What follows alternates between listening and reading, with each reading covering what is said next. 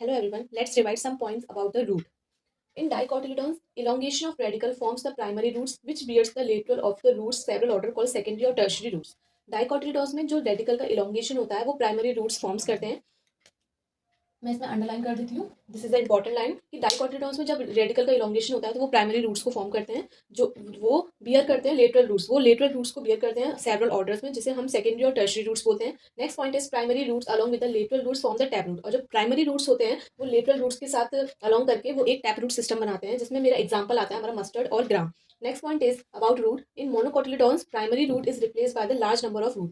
Monocotyledons में जो primary root होती है वो large number of roots को replaced करती है at its base of the stem के base पे. तो वो हमारा fibrous root system बनाती है जिसमें हमारा example आता है wheat और rice.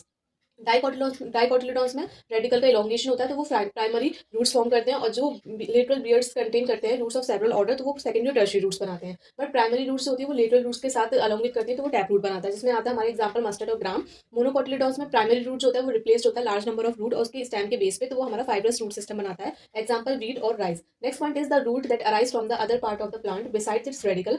वो एक ऐसी रूट जो कि प्लांट्स के अदर पार्ट से अराइज हो रही है बट उसके रेडिकल के बिसाइड से हो रही है तो वो एडवांटेजियस रूट्स बनाती है जिसमें एग्जाम्पल आता है हमारा grass, crop roots of banyan tree and maize etcetera.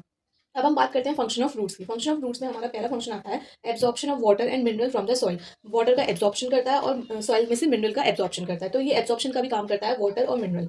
Next आता है हमारा प्रोवाइडिंग प्रॉपर एंकरेज. जो हमारा एंकरेज होता है वो हमारा प्रॉपर एंकरेज प्रोवाइड करता है टू द प्लांट पार्ट. सारे प्लांट्स के पार्ट्स को ये प्रॉपर एंकरेज प्रोवाइड करता है. Next and last function is storage reserve food material. ये रिजर्व फूड मटेरियल्स का भी काम करता है, स्टोरिंग का काम करता है. तो फंक्शन कौन सी हो गया वाटर और मिनरल फ्रॉम द सॉइल का एब्जॉर्बेशन और provide the proper anchorage storing the reserve food material. ऐसे क्विक रिवीजन के लिए stay tune to my YouTube channel.